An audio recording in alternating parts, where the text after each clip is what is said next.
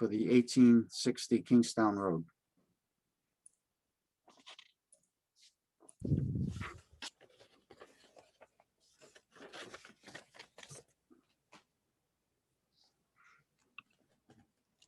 Good evening. Thank you. Good evening, Mr. Chairman and members of the board. Joseph Brennan, attorney on behalf of Garrett Homes LLC, the applicant.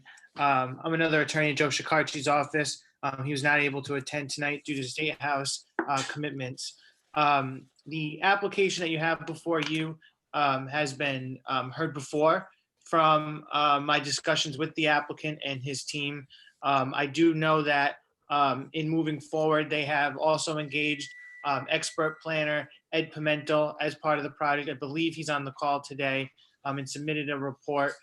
Main purpose for that is that we are obviously moving forward to the zoning board, and we're looking for the advisory from this board tonight. So we just figured we would give you everything that we had that we would be presenting to the zoning board. Additionally, Matt Bruton, the engineer, should be on the call as well. He's much more versed in this and everything that's been happening. So I think that to keep things brief and on topic, I'm going to have him come on now and speak and kind of highlight the changes that this board requested previously. Okay, thank you. Good, Mr. Burton. You just state your name and unmute yourself. Mr. Burton, you're still muted. There you go. Can everybody hear me? We can. Yes. Yes. Okay. Thanks, Joe. For the record, my name is Matthew Bruton. I'm an engineer from BL Companies based in Meriden, Connecticut. Jay, I think there's a couple more people from the team that I don't see on the screen.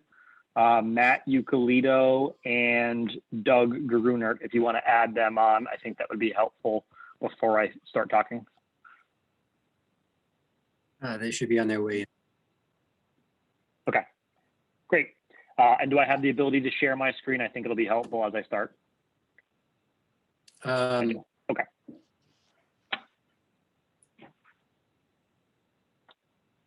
Can everybody see the site plan on the screen? Yes. Great. Okay. So good evening, everybody. Thanks for seeing us tonight. As Joe said, I'll walk through the changes that we've incorporated since we last met last month, and then hopefully answer any questions you may have. So one of the topics of conversation at the last hearing was in regards to the paved area that is proposed for this project. From what you can remember, it is this darker gray area that is hatched on the site plan in front of you. You remember from the previous application and denial, there was concerns about the size of the parking spaces and the ability for a truck to safely turn around on the site. And we did that by acquiring more land and adding more space for the comfort of customers and truck turning movements. As part of that, you did astutely pick up on the fact that the size of the parking spaces were slightly larger than what the zoning regulations require. They were previously smaller. So we had 9 feet wide by 20 feet deep. We have since, based on your recommendation, shrunk them back down to 9 feet wide by 18 feet deep, which is a standard parking space that does still meet your zoning regulations. So what that has allowed us to do is to reduce the paved area on the property. So that was easy along the side up here. That does create more landscape buffer to the car dealership to the north. And then the parking spaces around the building have allowed us to add a landscape strip along the foundation. And as part of that, we have also reduced some of the concrete around the side facade here, which is also the main entrance facade. So that has also happened as well. While I'm in this area, I'll just point out some other changes that we made. We have shown a sidewalk connection that I'm tracing with my mouse right here now from the public right-of-way to the main entrance of the store. We have also provided a bench and a bike rack to make this more of a pedestrian-friendly place of business, along with the sidewalk improvements, which were previously approved and are still a part of this project. In addition, we have also added islands in the truck turnaround area. As you remember before, there was concerns about this pavement area. The pavement area could not shrink because it was needed for the safe movement of the size vehicle required to visit the store. But there was, for lack of a better term, a donut hole in the middle that allowed us to add a landscaped island with some plantings here to reduce the pavement area as well. Another change that was made based on some conversations with town staff, I'll point out up front. So one was the location of the monument sign. That's where my hand is now. It was previously on the other island over here, but it has been relocated to this side as the visibility was likely to be restricted by the use of the car dealership to the north and the cars that are typically parked very, very close to the street. The location of our proposed sign here will not interfere with our sight lines from vehicles exiting this property. In addition to that, there was also discussion last time about the mountable concrete that is on the private property, but also within the right of way. If you guys remember, the original application had the largest vehicle, the delivery truck that was exiting the site, crossing over the center line of Kingstown Road. DOT was comfortable with that, but this board had some safety concerns with that. So to accommodate that truck turn, we provided these mountable concrete areas for that delivery truck that is typically coming once a week. The change that we made from last meeting to this is that we changed the pattern of this. It was typically just concrete.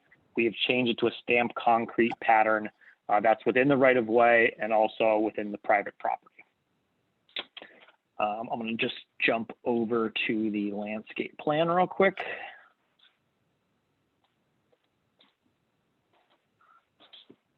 So what you see is the landscape plan in front of you now. There was several comments from the board and from town staff about some changes in regards to placement, species, and layout that have been incorporated. I'll just kind of hit some of the highlights. Green Mountain sugar maples along the perimeter of the property to the south here, and also spaced along the north here.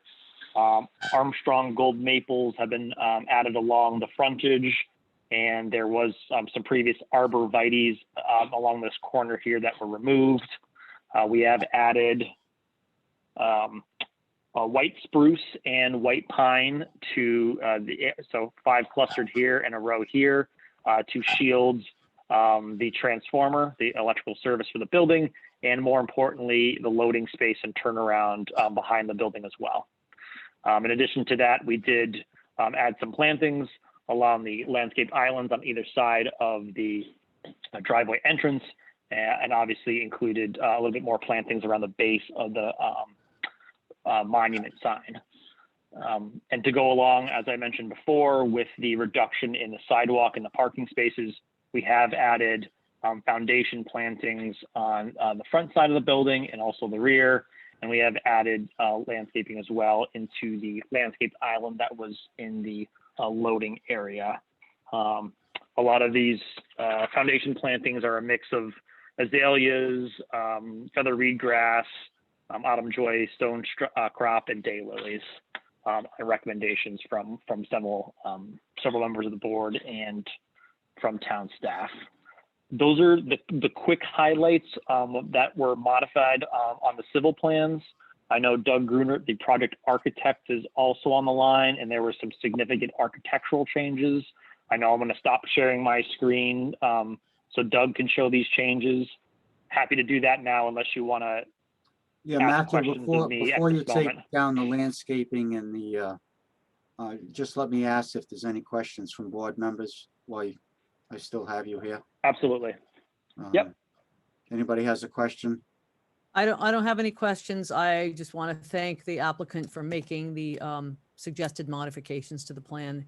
It was greatly improved. Okay. Is Mr. there, Chairman, just welcome, Mr. Neck. Mr. Chairman, Jamie Rabbit, Plan Director, just Jamie? clarification from Mr. Burton regarding the landscape plan. I know in some markups, staff had made suggestions to go to a red maple, crimson, or red maple sunset, which are more oval in shape.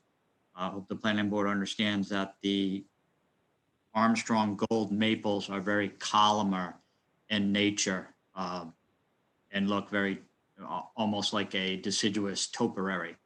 I just want the planning board to understand the shape of those street trees and their columnar nature. They're set back from the power lines, and there are an alternative to that, which would be a oval shaped crown and not a full round, globe type tree, but an oval shape which would be a compromise from full canopy, globe shape, and the columnar, more topiary looking tree. Okay. And I actually had a question relative to the hardscape, the entrance area on either side, those two diagonal areas, were they, after conversations with staff, were they proposed to be pavers as opposed to stamped concrete, or where did that kind of end up?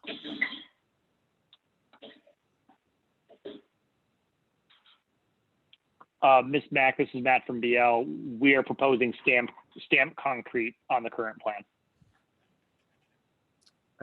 I believe staff, Matthew, I believe staff wanted to see something else versus the stamped concrete in there. Yeah, when we spoke with Mr. Rabbit about some things there were other suggestions were cobbles and also a grasscrete paver as well. The applicant was looking to provide stampcrete as it was, the same material as what's being used as part of the land development around the building and also as part of the right of way. But if you feel strongly about something else, that's something we would consider. Again, we don't think we really not want it or need it. We don't really want to put these there because I think you guys showed concerns that there was 100-foot opening from start to finish, but you also didn't want the truck crossing the center line. So in my opinion, I'd rather not have any of it, and I'd like to have it all grass, but we want to make sure that you guys feel comfortable with the safety of the truck movement, even if it's only once a week. But I understand it is quite a large area to accommodate a vehicle. It is. I don't know what the square footage is. Jamie, did you have thoughts about alternatives as far as some kind of a paver? Just with regards to the conversation, again, Jamie Rabbit, Planning Director, that I shared with BL Companies is in essence an invisible paving structure, Invisible Pave 2, which is a PVC product that holds loom, that holds an HD 20 load on top of it. And it would be grass, it would be able to be mowed, it would be able to be plowed in the winter. Being from Connecticut, BL Companies is probably familiar with the installation of that product at the West Farms Mall in Farmington, Connecticut. Again, it's there, it's HD 20 load. It would have the appearance of grass. The other options, again, for longevity, would be to look at a Belgium block that is either dry laid or mortared in place, because once it's installed, it will look like the day it was installed, 100 years from now. I would hope Dollar General has a long-term plan to be in business, perhaps for that long, maybe different iterations of it. But again, the stamped concrete has a tendency to break and deteriorate over time, like other concrete products, especially in a sand or salt environment with calcium chloride also. The other would be a traditional clay-fired paver. But again, I'm very comfortable with using invisible paved structures, Grass Pave 2 or a similar product, as well as the Belgium. I just had long-term concerns about the concrete stamping and its ability to survive the test of time. And again, I've used stamped concrete in reviewing projects, as well as stamped and tinted asphalt and stampcrete. Again, granite block is probably a good option. But again, I have no issues with using a grass paved scenario. So it blends a little more naturally. To BL's point, they were trying to accommodate a request by the prior planning board to accommodate those turning movements without having to cross the center yellow line. In most instances, the tractor trailer driver is going to cross the center line, wait for the gap in traffic and make that turning movement because they don't want to drag their trailer across and potentially damage landscaping by missing by a few feet. You know, but again, if it's grass, they do have a tendency to be okay driving over that. So Mr. Brutton, are you familiar with the grassed invisible pavement structure that Jamie is referring to and understand its structure and capacity? Yeah, very, very happy to change the product to that or some Great. similar manufacturer. If you guys are want us to move in that direction, I think it would make this seem less overbearing of an entrance, especially because of how infrequently it will be used at that capacity. Happy to make that change on this board's recommendation if that's what everyone's opinion is. I think that's a good idea. Yeah. Having a more grassed appearance would be welcome. Hi, can I burst in with a quick question? This is Susan. Go ahead, I'm Susan. not familiar with this. Could you give me like a really quick tutorial on how this works? And I guess if it looks like it's been driven upon, do customers then sort of cut that corner and drive across it? Or how does it, like, how does this work? Or are there any other ones in town I'd be familiar with that I understand like how this works? So, Ms. Brown, Susan, this is Rich. Susan, you know what's similar to the islands on old Tower Hill Road, Old Town Road. So the islands have been, some of them have been treated with a mountable curb. So this would have mountable curb around it, where it's a curb, but it's just got a slight slope face to it. So that when a truck tire hits it, it doesn't like bend or ram. So it's not flush with, it's not flush with the pavement like a curb cut. Okay. It's not. It's curved and it's 6 inches by the way, but it's just mountable as it's got a little slope to it. So it would appear as though the entrance were, you know, the 30-foot, the standard 30-foot. People aren't going to drive over the top. Trucks are going to clip it though. Trucks will clip it.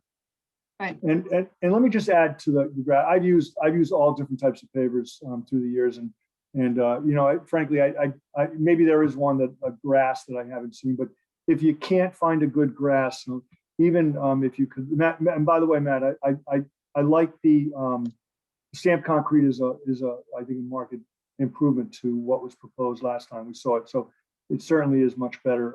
But even if you were to use a permeable paver, you know, a paver with a wider gap to it, something that would be permeable, you know, I think that you would end up with you could still end up with the water quality, but you know, it'd be a little firmer than grass. Sometimes I worry about the grass pavers. I've not had good luck with them personally, if they're being clipped on a regular basis. Right. And Ms. Axelrod, just so you're aware, there's different types, but in general, it's a paver, but it has holes within it that allow grass to grow through. So when you're looking at an angle, it looks like lawn or a bare lawn. But when you stand directly looking down at your feet, you would see a crisscross pattern of paver and grass blended together.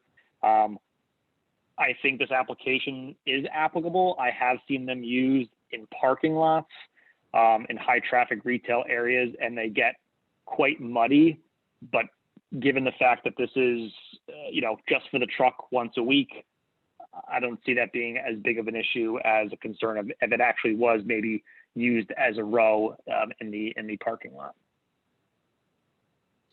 Thank you. Matt.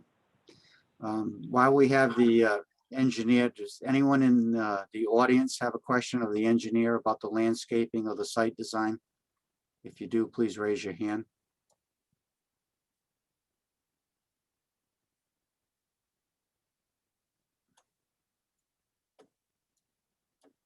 Jay, we have Jamie Murdoch. Jamie, unmute yourself, please. Go ahead, Jamie. Hello. Please identify yourself. James Murdoch. I live on 118 Greenwood Drive in South Kingstown.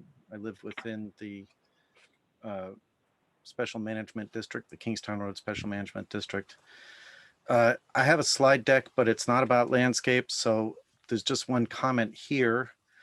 In looking over the regulations for mixed-use zoning, there's some special constraints on signage.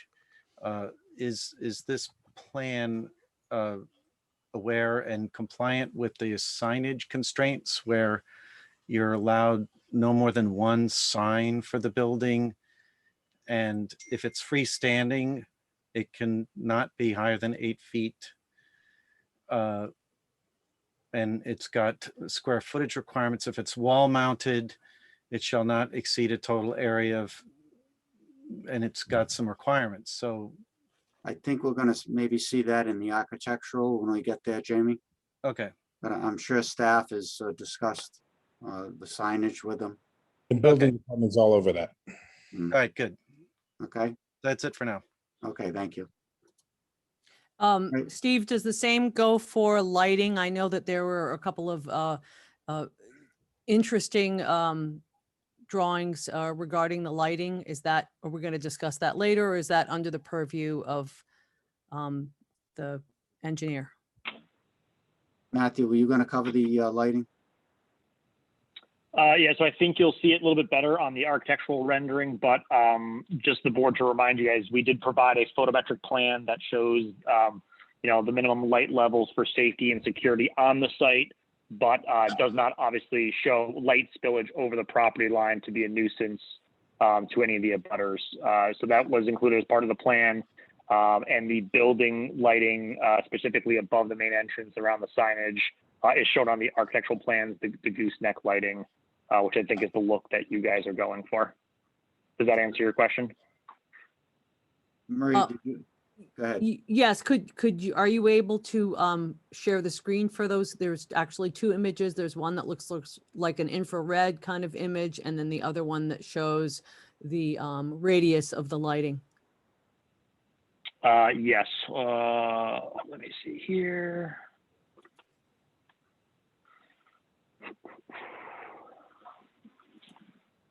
All right. So Yes. you can see. So this is just kind of colored. It's probably easier to see. So South Kingstown Road is kind of diagonally in this corner, right? So we have 3 poles around the parking lot, and then wall packs and building lighting around the parking spaces and sidewalk. So this is the aerial view as well. South Kingstown Road on the right-hand side, and kind of a more photo blend, I guess I would say, as well. Couple different angles. If I zoom in here, most parking lot is anywhere between, 1 and maybe 6, 7, with obviously a couple of most of the light being provided by the actual building.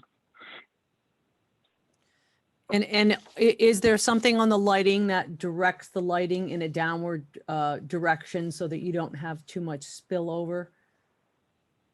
Right. Yeah. So they're LED, dark sky compliant, full cutoff, and they also do have the ability for shields. Right. So it can be, if there's a complaint, they can be modified accordingly, as field conditions change, construction begins. And then timers when the business is closed, or are they on all night for security? Yeah. No, I believe that they're dimmed. Obviously, they're not shut off completely. Obviously, we don't want to attract anybody, especially with the parking lot in the rear, to be doing anything nefarious. But they're typically dimmed down to just a lower security level. Okay. Any questions on the lighting? Just as a point of reference, I know that in other case, I'm not a lighting person, but in other cases, there's been the ability to have them adjustable. You said that they would be dimmed at night, but once they're put in, is there room for adjustment if needed? Yes, Mr. Rubinoff, that was the shields I was talking about. Typically, they can be added to the fixture in case of glare that happens after installation. So there are devices that can be added to make sure that there's no nuisance to either the store, to people driving by, neighbors, and butters, something like that. Does that answer your question? Well, and is the intensity, is there like a high and a low, or is the intensity adjustable as well? You're asking questions that are probably getting above my pay grade as Okay, well. never mind. I do Okay. know that there are different types of bulbs to change the intensity. I am not that well versed in that, but I can look into lower power, lower wattage bulbs if that's what you're getting at. Matt, maybe you can have conversations with the architect. One thing that's actually helpful is if you look at the lights, maybe in the parking lot that's going to be turned off versus the wall packs on the building that remain on, is that when you design out the building, or when the architect designs out the building, he ensures that the lights that will be turned off is on a different circuit. So those are things that could help it and make it very easy down the road to see. And if I Absolutely. may address the board, for the record, my name is Doug Runner. I'm with BKA Architects. We're the architect of record for the project. To address Mr. Murphy's question, the lighting can actually be a different Kelvin, which is basically a temperature to change the color. So that might actually aid in the dimming of the lighting. And we'd have to consult with the lighting provider for that. But that is definitely possible. Basically, it's a different type of bulb that they'd be using. Okay, thank you. You're welcome. Jamie Murdock has a question about lighting. Go ahead, Jamie. Hi, it's just about lighting. Could the lighting design be part of the project? For example, there are abutters to the rear directly abutting this property, and so adjacent are residences whose back yards and backs of the house, their bedrooms face this property, and there's a group home on the other side, so there's people sleeping. And if these lights have shutters and can be adjusted so that you don't have light actually shining through the windows as perceived by the people that directly abut the property. It's best to do that as the lights are being put in by the installer, because if it's in the field, if it's after the case, then abutters have to complain to the town. Somebody has to get at Dollar General, make Dollar General somehow get somebody to do something, and it's a much different burden to try to fix something if you wait for people who are affected to complain. But instead, the installer can be paid to install and then survey the abutters to see if it's working or not, and make the adjustments before the installation is complete. Okay, thank you.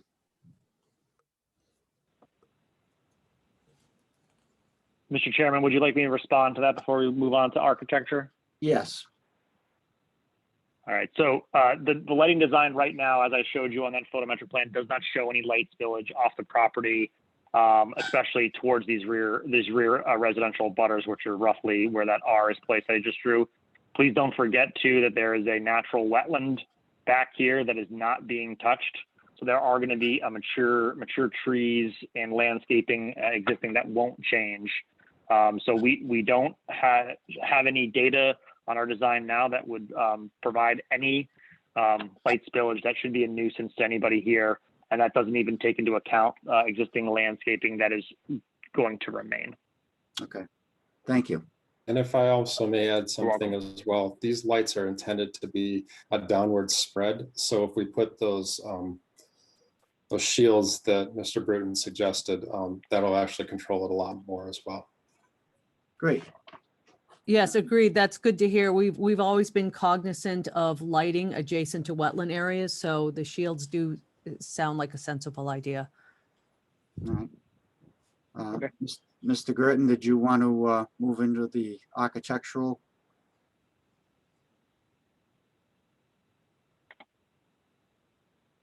You muted. Sorry, bear with me That's for a okay. minute. As long as you didn't say anything noteworthy. Can everyone see my screen? We can, but it's See your file folder. minimalized. Okay. It started in the elevation I wanted to surprise you with. Okay, so again, my name is Doug Gruner for the record. Thank you very much for hearing us tonight. Basically, I took the feedback from our last time that we met from the residents as well as the board, and was fortunate enough to have one-on-one correspondence with Director Rabbit, and he kind of directed me as to the look that you're looking for as far as this project. I want to show you what we started with before. Basically, it was, we attempted to do the village look with a lot of the materiality in the windows. Doug, just for clarity, we yes. are only seeing your file list right now. We are not seeing your PDF. Okay, hold on. So you may have to stop sharing that document and then open the PDF and then reshare again. Let me try this again. How's that? Can you see now? Now we're with you. Okay, sorry about that. So we attempted to do the village look basically with materiality. We had a brick base, we had clapboard, different colors, as well as an applied mansard around 3 sides of the building. Feedback was that just looked a little too much corporate. They had the proprietary colors on here and everything like that. And they kind of wanted us to focus more on the village theme for the redesign. And again, I was able to work with Director Rabbit to come up with what I'm about to present to you. So we took the board's feedback and we came up with something radically different. So basically the village, typically when you're dealing with village theme architecture, scale is important, especially the human scale, because you typically want to bring the building down to the street level. And I've attempted to do that with various architecture, including the roofs, the trim, and the geometric elements and whatnot. So we basically decided to go with a classic white and black scheme, doing asphalt shingles around 95% of the roof. So basically all sides of the road are screened, as well as the rear facing the abutters, except for a small portion that we had to leave open for drainage. And that's down here. We've broken up the facade with various scaled gables with thicker fascias. Basically, it's to kind of give it a little bit of play in the roof line. Some various elements there, as well as the dormers. We played with different materials. We did a theme with cedar shakes in the pediments of the gables, and that translates also into the dormers too. And to emphasize the human scale, we actually did this smooth face PVC banding pretty much throughout the entirety of the building. That brings down the facade a little bit, ties it a little bit closer to what these dark elements are basically awnings. You can see that over here on the corner. It extends about 3 feet. A simple wedge rectangular pattern that's mounted with struts gives it a little bit of a contemporary look. We addressed the fenestration to make it a little bit more residential looking with the grouping together. I'll zoom in a little bit for this. Grouping together of the actual windows itself, accentuating the trim with the dark colors of the frames, and added mutton bars, 6/6, pretty much throughout. And the pattern of the spacing of the windows is dictated by the sizing of the elements here. This gable element here actually has 3 windows. The only two sides of the building that actually have transparent glass, because this is the vestibule, it's the entry doors over here. So we added the mutton bars as well to those. And the side of this is the vestibule, which is also transparent. So we actually kept it in the same scale as the rest of the fenestration and with the 6/6 mutton bars. We've added an overhang to give it a little bit of depth. And I showed the signage on two sides of the building. The signage is going to be submitted under a separate permit. Under the vendor typically coordinates that. But I wanted to show you the black channel letters to show how it pops against the white background. That's accentuated by the goosenecks above. So it's basically, it's not an internally illuminated sign. I believe it's externally illuminated with the goosenecks. And we also bookended the area with some PVC pilasters here to kind of give it a little bit of structure to actually secure it to the ground visually.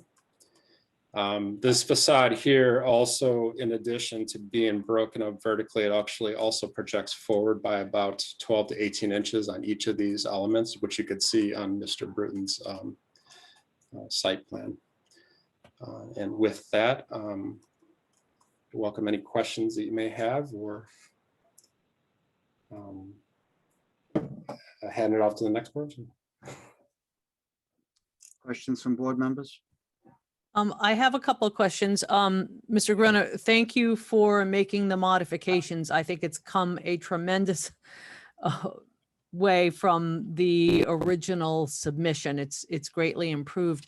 I'm wondering two things. Can you either make your screen bigger or zoom in a little bit? Which elevation do you want to focus in on? Probably the one that shows the main entrance. Right here. Okay. So question about the letters look really wide or fat or something. It's like you made them extra bold as opposed to normal if you were doing a font. So just wondering about that. I do think the lighting above is so much better than anything that would be internally lit ugly plastic. But just wondering about that. Yes, I discussed this with Director Rabbit. So this is actually the channel letter that the vendor I mentioned uses. We and him talked and suggested that maybe if they actually use a thinner letter that might actually not look as bold. And I said that I would be willing to take any feedback that we received tonight back to them so they can tell me what the options are as far as that. But we're definitely willing to listen to that. Okay, and the it's really hard to see from this view, the awnings over the windows. The windows look a little low. Is that just because you have this horizontal line over the top of them that's the awnings, or, you know, as far as proportionality? In typical streetscape, there's usually a wainscot that actually is underneath the windows at roughly about 3.5 feet, 3 feet, give or take. And that's about the height of those windows there. I think because they're not cemented to that wainscot anymore, they're just the floating, it seems like they're a little low, but it's pretty much the same height as they were right now. I'm sorry, these were a little higher. But it's kind of in line basically with this horizontal mullion band here. It's a little lower than that, but that's also to help with the vertical, the diagonal struts here too, to make sure they're not as high as well. Thank you. You're welcome. Can I ask a quick Joe, question? Oh, Joe sorry. had his hand up, Susan. I'll come to you next. Thanks, Go ahead, Steve. Joe. Well, first, I just want to thank the applicant. I think that looks much improvement over the original, and hopefully helps us set the bar for future construction in this area as well. The only other thing I would ask is for the applicant to consider and show a bike rack on the outside. There's considerable housing to both the north and the south, and there's some additional apartments and additional housing going in the area. So making foot pedestrians and bicyclists would be appreciated. So if you could show a bike rack on the outside, we would appreciate that. I think the Mr. Murphy, engineer this is mentioned Matt that, from Joe. DL. Yeah, they Yep, mentioned- I can show it to you again if you want to see it on the site plan. It is on the plan. Okay, I think he's all set, Matt. Right, as One far other, as- Great. one other thing I forgot to mention too, and this is what Director Rabbit and I discussed. We're going to be using two different materials, the James Hardy board, pre-finished white, as well as most likely an AZAC trim on the top. So there might be a little bit of a difference in color. So the AZAC will actually be more of a brighter white, whereas the Hardy board would be more of a muted white, almost like a gray. And it actually might be a nice element to the design. So that's something that we discussed as well. Okay, thank you. welcome. Susan? Hi, I'd just like to ask a quick question about the windows. Are Sure. they artificial windows that are some sort of facade that looks like windows? No, And how they're does that work? They're metal framed windows with light gray spandrel, which is basically a film on them. They have to be opaque because behind there's a full height wall. And these are basically going to be rough opening windows flush with the facade trimmed out like that. But there will be real storefront windows. Sorry, so they're opaque and they work. So it's not a blank, is it a blank wall or is it a real window? They're not operable, but they're real windows. So it's glass. It's just you won't be able to see through Okay, because there's going to be a film across the front of them. But they're real windows. that let light into the store. No. When I say they're opaque, you won't be able to see in or out of them. Because there's going to be a full height wall behind there. And that's because of the tenants' usage. They have shelving that's quite high. So it's going to be, I don't think I've done a single store with transparent windows that they've been allowed to do. So, sorry, if I didn't know better, would I think they were real windows as a passerby? Yes. Huh. You'll see the metal, because the frame and the metal frame will be identical to the ones that actually are see-through. Yep. Except it's just going to be a different type of glass. It's going to be glass you won't be able to see through. Okay, thank But you. you're welcome. Can I also just confirm that the siding is white Yes. and the roof is black The roof is a dark gray. and the siding's white? Yes. Are those the only colors that you're using on the exterior of the building? For this proposal, yes. Okay, thanks. You're welcome. Actually, Any other questions from board members? I have one for later on, I think, because the signage question sort of came up, but they said it was a separate application, but I think it's something we should Yeah, I was going to discuss clarify that at- with Jamie. at the They said appropriate that time. was a separate application or permitting. Jamie, you want to, Mr. Chairman, we'll work with the architectural team as well as the representatives from the applicant on clarifying the zoning code so that the renderings represent what is permittable through the zoning board. And okay, that's something they have to permit through the building inspector, correct? correct. Okay, That would be great, because there have been times in the past where we've approved something that we thought was what the end result would look like. And then an applicant would submit a request to zoning for a waiver and it ended up completely different. So yeah, it would be great to Again, be clear on that. Chairman, my understanding as the planning director in discussions with the applicant's representatives is that they wanted to be transparent in their presentation to the planning board to articulate that their intent was to do channel lettering, downlit with gooseneck lighting, and not do an internally illuminated standard yellow backed glass type sign, that they were listening to the planning board as it relates to the setting on Route 108 and the guidance given by the comprehensive plan, as well as the overlay district associated with trying to come in with a more human scaled, pedestrian friendly type building versus a corporate box. All right. Thanks, that's Thank you, really Jamie. important. Jamie Murdock has a hand up again about architecture.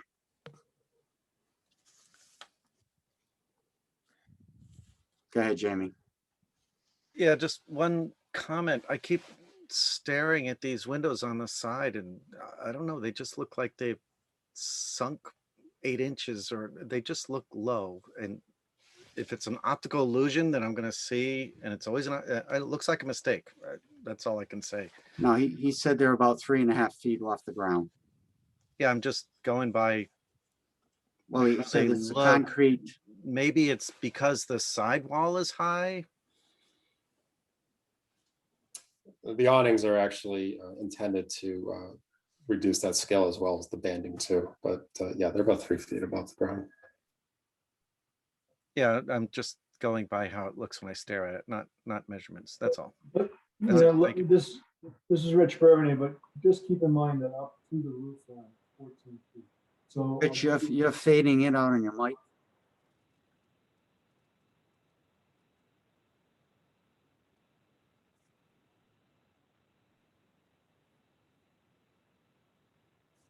Were you finished, Rich? yeah, I guess I was finished. I mean, it's a little bit of an optical illusion that the window does appear low, but it looks like a standard height to me when you take into account that the bottom of that trim at the top is 11 feet high. It's another couple of feet to the roof line. You know, I'm assuming they need that for internal space, but it is a little bit of an optical illusion. Okay, thank you. Any other questions from board members? I have one more question if I could. This is Susan. Go ahead, Susan. Hi. Will there be anything behind the building like air conditioning compressors or heating units or outside equipment that would be visible behind the building, which is the side that we can see from the police station direction? Great question, Susan. Actually, the visibility for the rooftops is going to be completely concealed with this roofing here. You can actually see the outline of the units. Well, it's kind of hard to see, but one's right there and another one's right there. So it'll be fully screened, and the remainder of the roof that's visible will be screened by this element as well. Unfortunately, I'm going to have to leave a small portion open for roof access, but to answer your question, there will be no visibility to the rooftop equipment with this design. Thank you. Is there anything on the welcome. ground? Is there anything on the ground level? No. Okay. Okay. Mr. Chairman, again, Jamie Rabbit, Planning Director, just for clarification on Zach Sarad's question.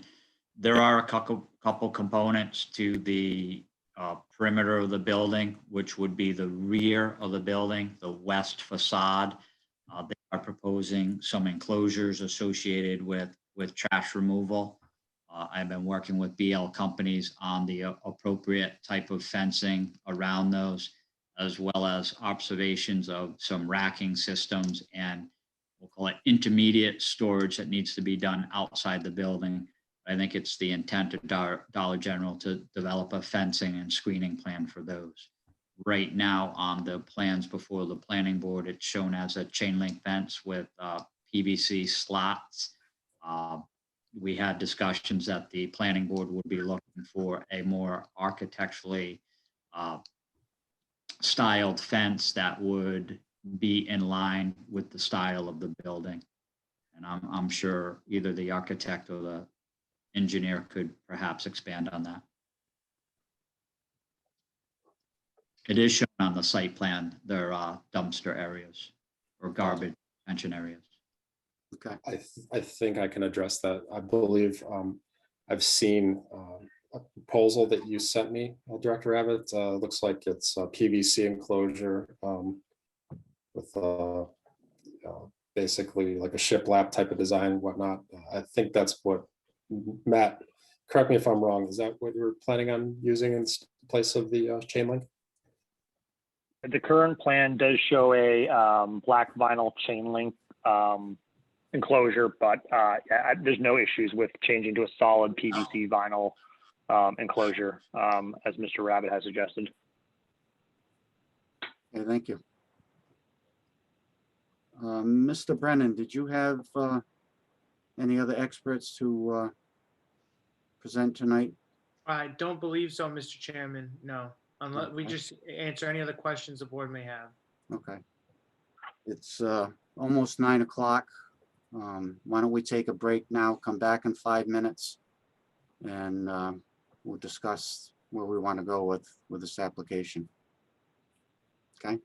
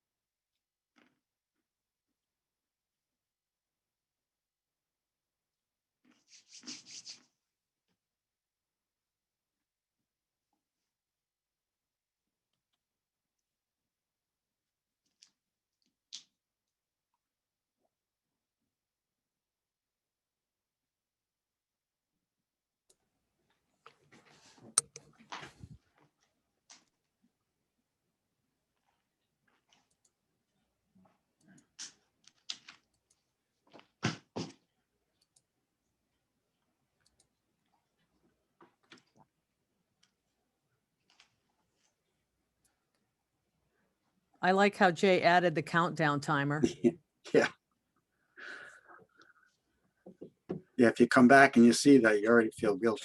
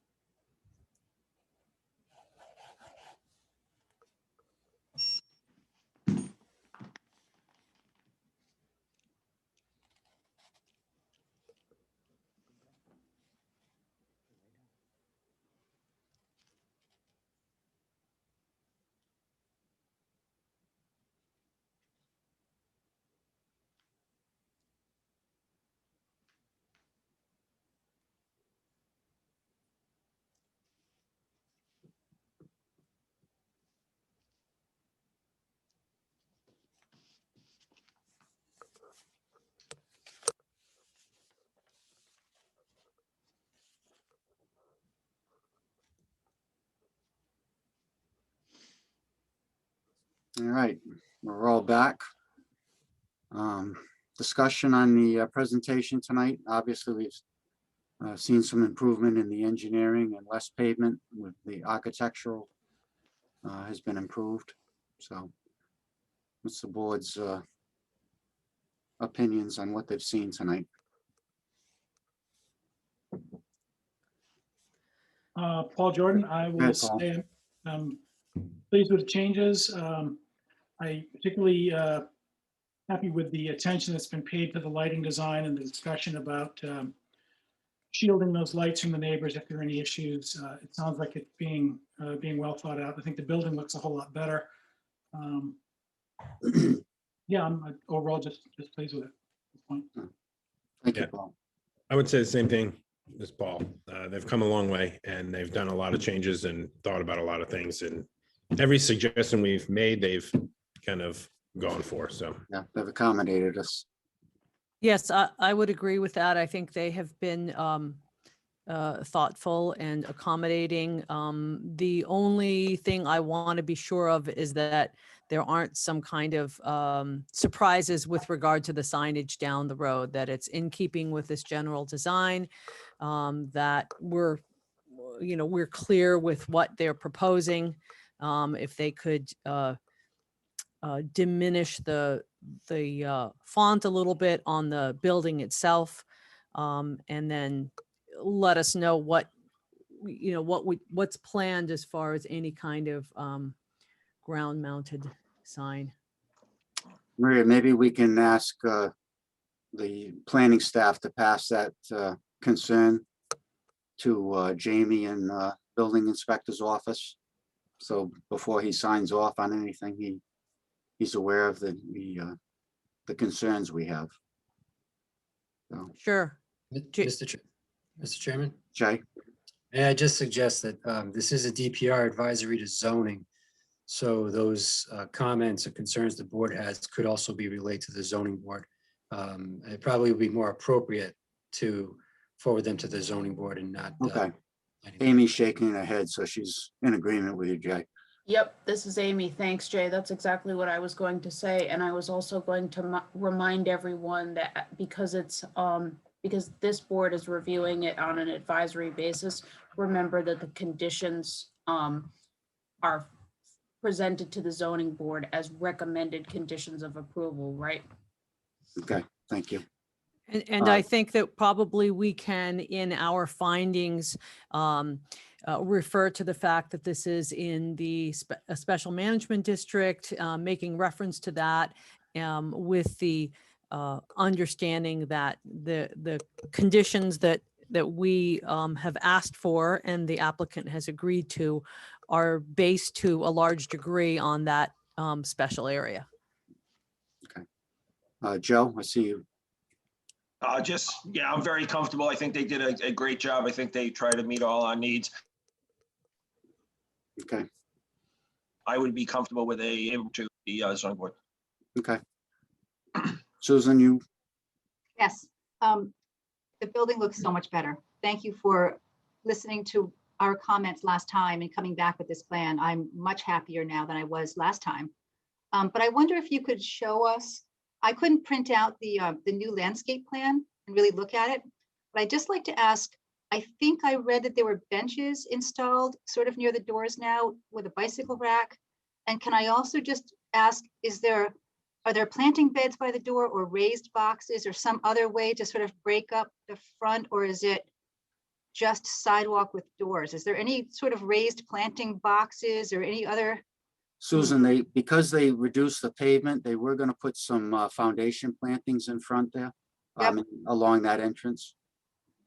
And I believe in this corner was, actually, I'm moving my cursor and you're not gonna see it, but Matthew can explain that.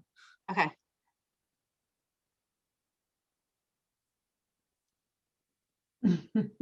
So that's a planting bed.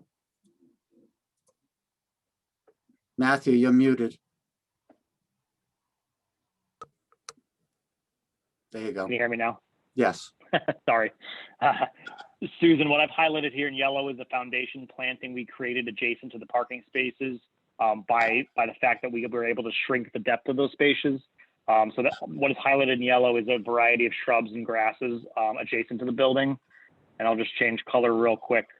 We did provide a bike rack, which is shown by this long skinny rectangle, and a bench as well, which is adjacent to the front entrance, which I marked in red here. So those are pedestrian friendly amenities that are included around the main entrance. And we also added this walking sidewalk that would connect to the right of way as well. Okay, thank you. So I see there's a mulch bed between that sidewalk and the front door. Yeah, up there. No, yes, there. Have you done this before? You're And is talking it about right here? Yep. So up by the door, is it your experience that those guys are just sort of trampled between the sidewalk and the door and it ends up just a cigarette butt place? Or is that, do you think that's going to hold up to your traffic? I typically don't see a lot of people typically walking to these locations. I think this store will get more foot traffic than a typical Dollar General just by the nature of the neighborhood. You know, there's a column here. Let me just change color real quick. There's a column right here and there that will force people in this direction. And there's also grading and large trees and shrubs that will be kind of impeding and kind of really forcing and funneling down them to stay on the sidewalk. I'm assuming you're kind of referring to like the kind of the college sidewalk, model where people just walk where they want to walk. Yeah. But I think given what's going on here with the monument sign with shrubbery, the column, and some of the large plantings along the frontage here with some of the grade change that's there, but they will follow the sidewalk as it's shown. It also Okay. keeps people out of the truck path as well. Okay, good. Thank you. All right, Welcome. Jay, I do see that Jamie Murdoch had his hand up again. Jamie, you unmute yourself, please? Okay, this was development plan review, which, I mean, I agree with everybody. There's been a lot of really positive things. The other aspect of consistency with the comp plan is what I'd like to talk about, and I can either share my screen or you Jamie, can. you did speak at the last meeting for 35 minutes. Yep, and the plan. So I can't give you 35 minutes tonight. If you can do it in 5 minutes, I'll do it. But Well, we have a heavy agenda tonight, and you've spoken quite extensively on this project when it was previously here. And this is new input. This is new input. The plans are updated, and this is new input. Okay, again, I'll limit you to 5 minutes. I don't want to be limited to 5 minutes. Well, Amy, Can you tell us how long your comments would be? And it would be relative to new information only? Can you give us a? I'll rough- just cover the new information only, about 10 minutes. No This longer. is Amy. The chair has the authority to establish reasonable time limits. This isn't a public hearing. As you know, there will be a public hearing before the zoning board. So this is up to the chair. I think 5 minutes is reasonable. yeah, we'll give you 5 minutes, Jamie. And again, we're advising to the zoning, so they're going to make the final decision on this. So you can present to them as well. But, Absolutely. as Maria said, we want to hear, new information. As expert on the comprehensive plan, zoning board looks to you guys to advise them on how well it meets comprehensive plan, and that's your expertise. All right, you have your 5 minutes, so 5 minutes. Do I share my screen or? there you go. Okay, next page. Next page. In looking at what's going on with the streetscape and all of the, what pedestrians are going to do, comp plan says that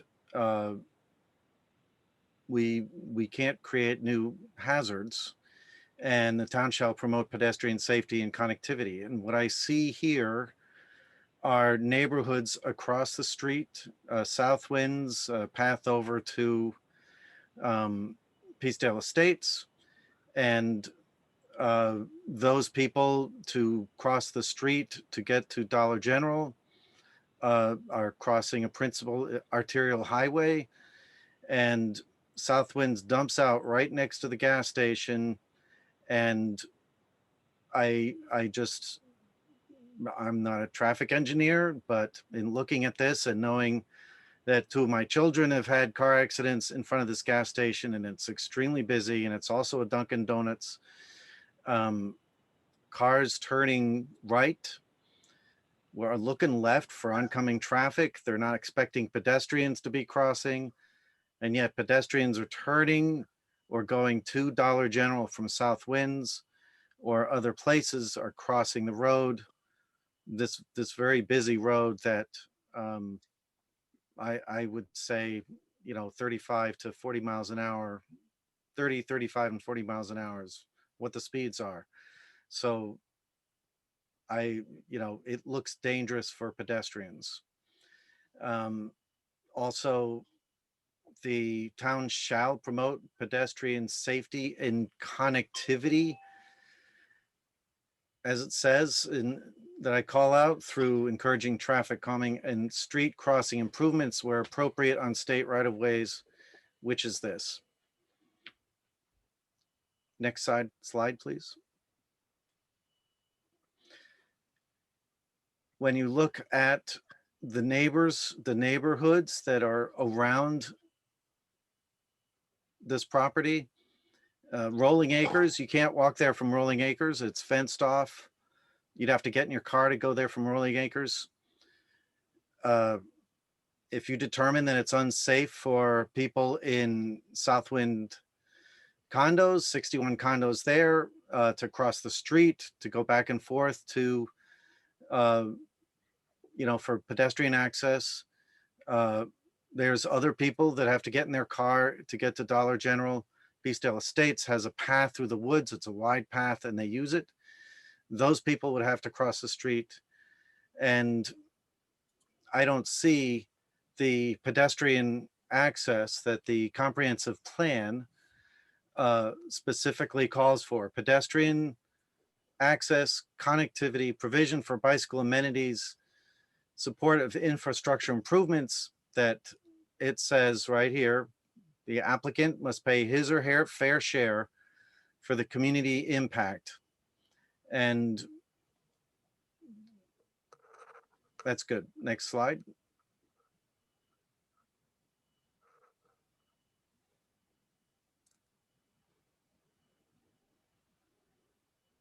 I don't see the slide moving. Oh.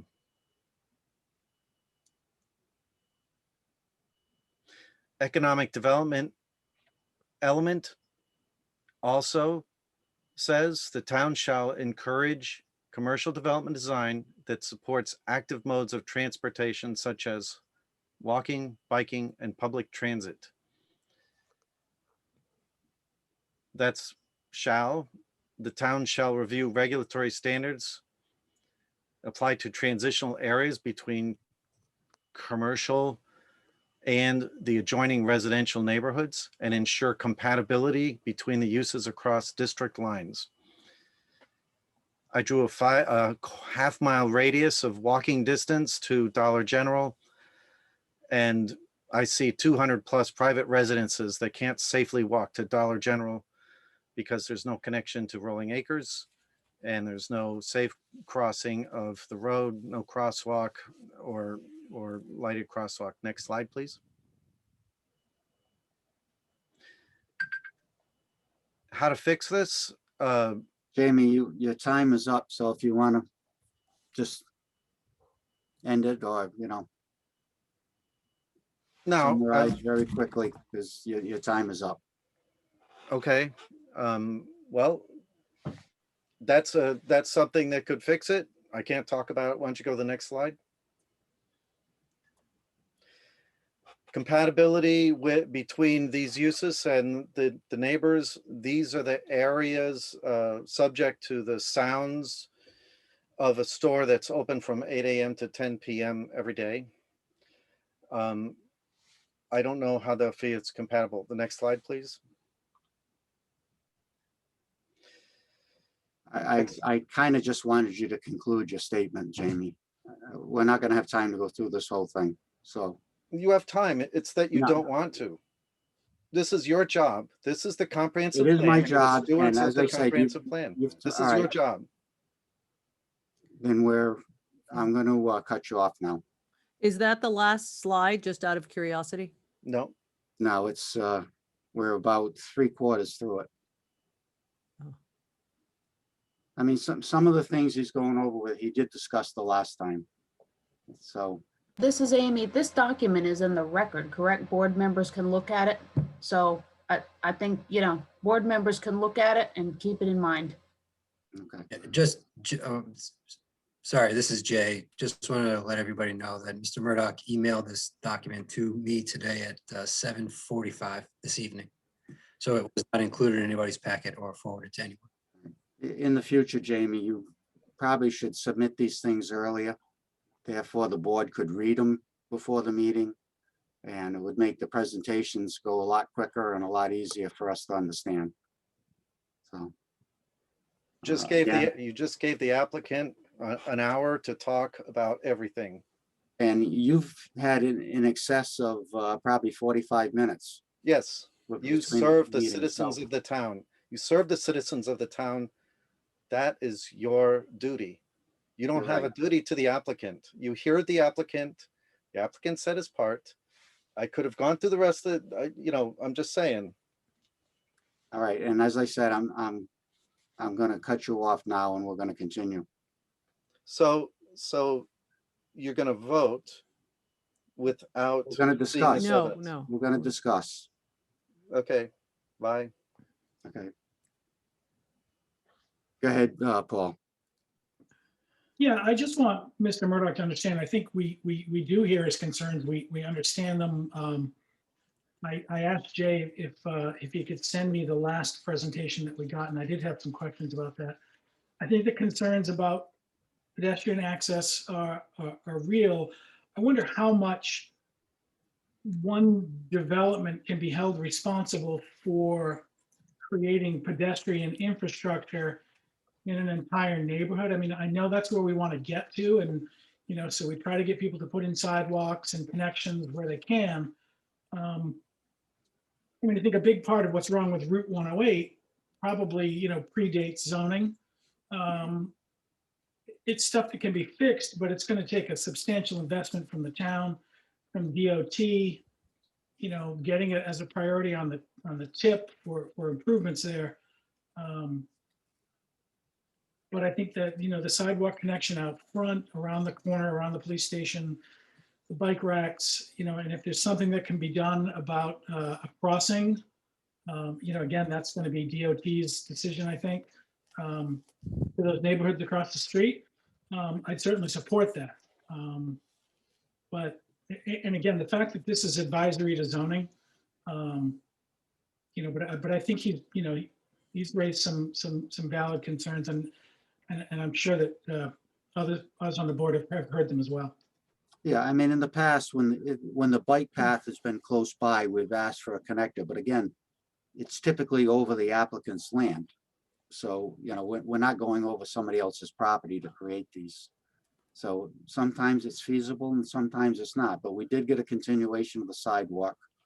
The car dealership doesn't have a sidewalk, but at least there's extended pavement that they're not walking in a gutter. And so it could be better.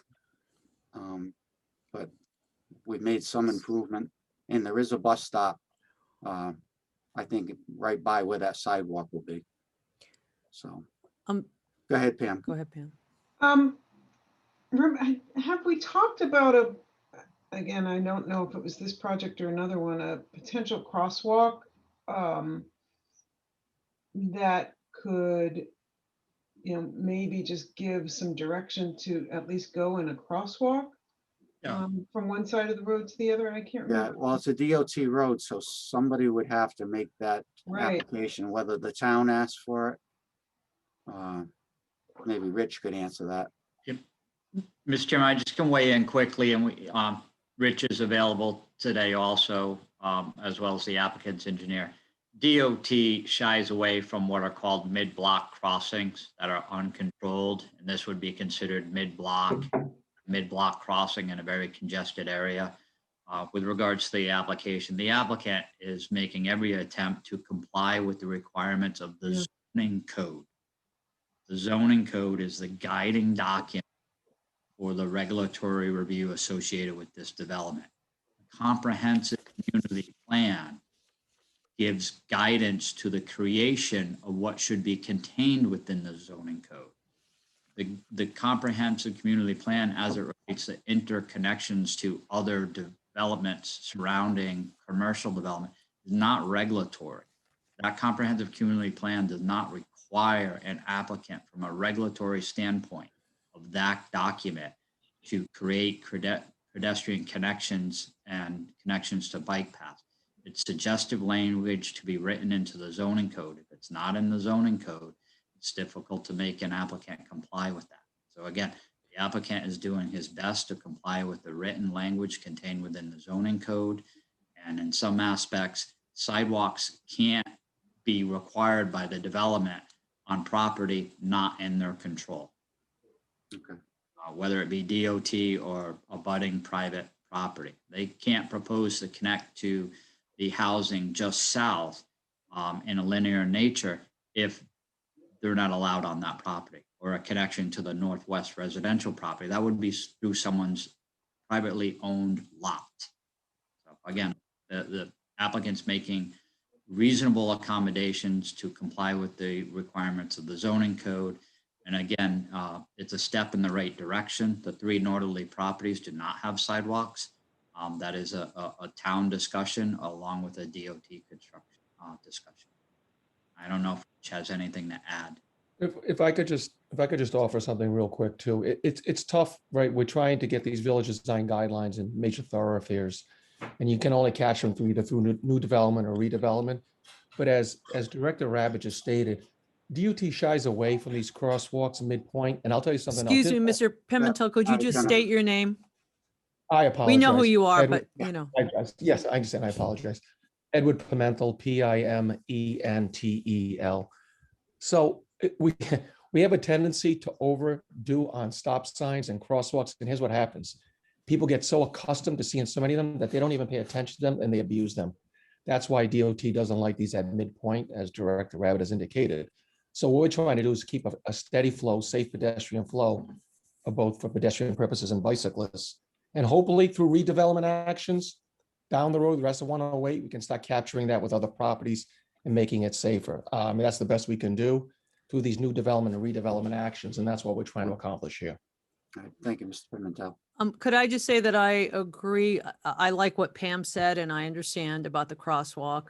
And I agree with Paul's comments. And it's unfortunate that we did not have Mr. Murdoch's comments early on. And I would certainly like to view them at some point in time, whether they can be emailed to us or what have you.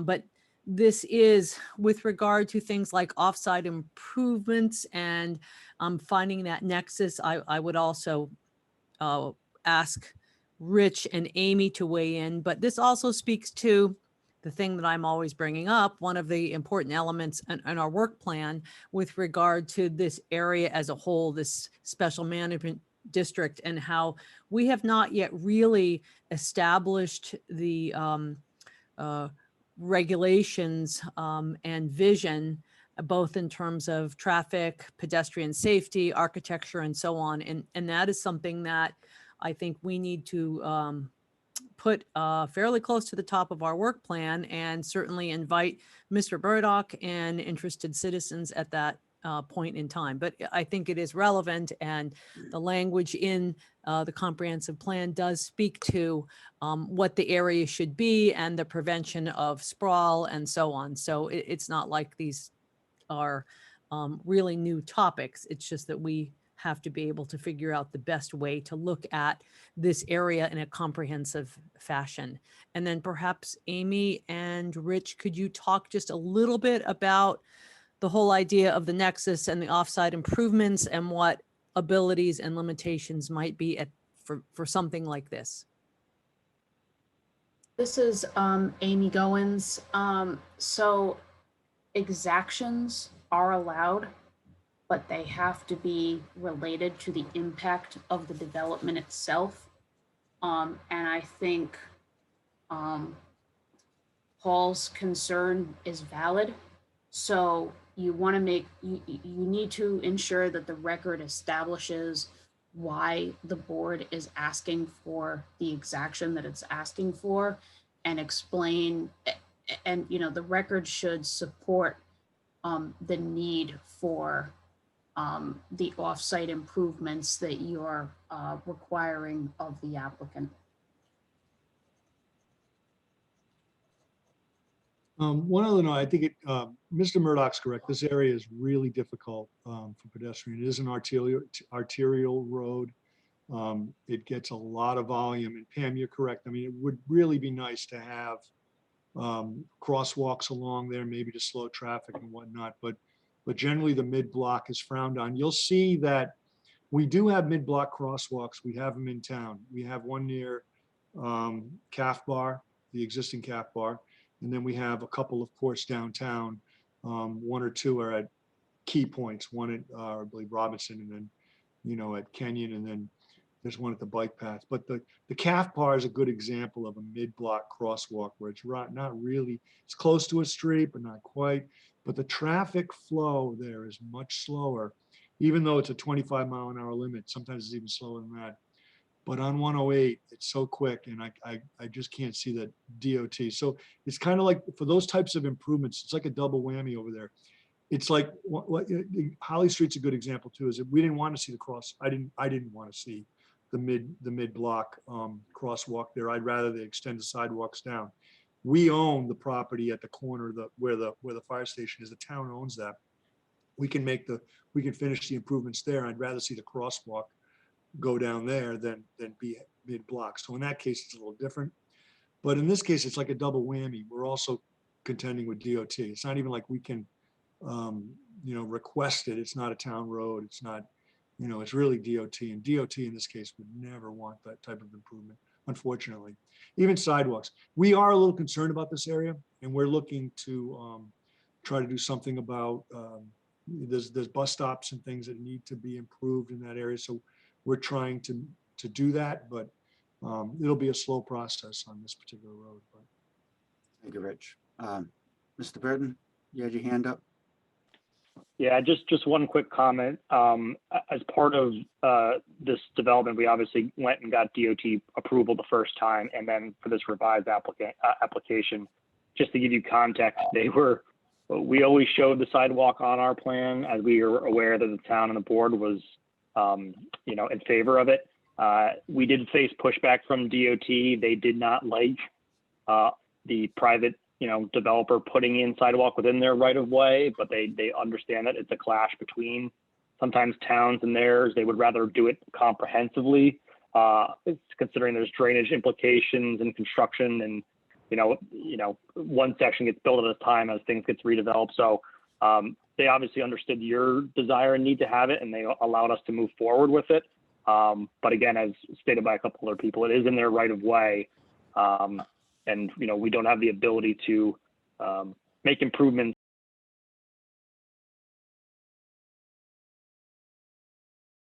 not only off-site but in front of other people's frontages as well. So we think we did a great job with connecting what was already there with the police station and to our facility. And I understand the public's concern, but off-site improvements greater than along our frontage are just not something that is typically done by an applicant. That would happen with the next development as it gets redeveloped. Thank you. We do have a draft motion that staff has prepared. I don't know if the board feels comfortable with adding what we talked about tonight, or whether they'd like to see staff prepare that for the next meeting.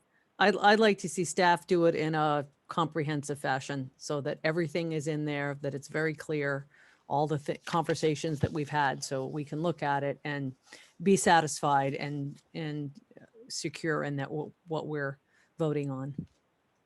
Okay. Other board members feel the same way? Yeah, this is Paul. I agree with Maria. It also gives us a chance to look over those materials that Mr. Murdoch has sent to Jay, and Jay's going to send out just in case we have other questions. Okay. All right. It's probably a good idea, because I'd like to move on to our next item on the agenda anyway, instead of trying to craft a motion on the fly. So we'll continue this to the next meeting.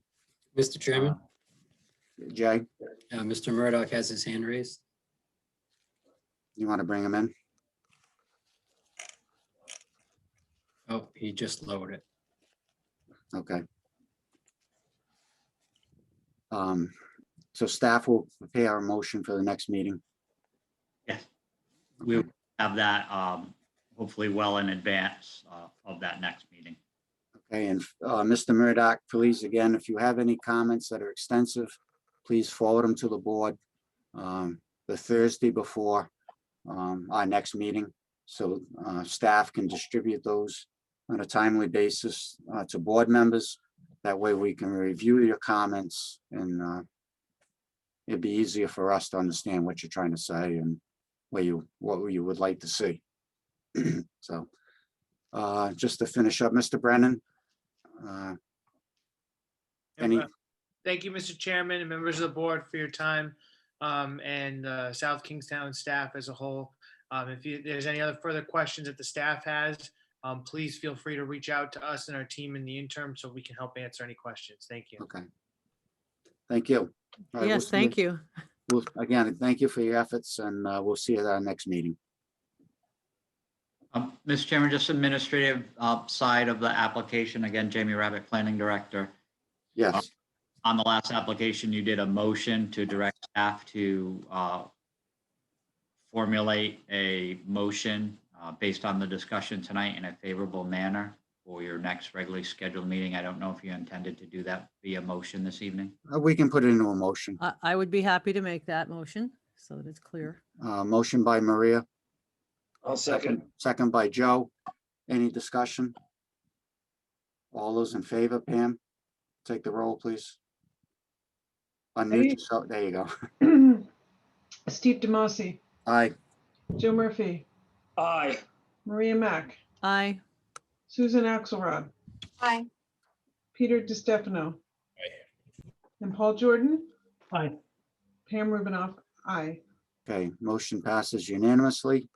And we look forward to that motion from staff.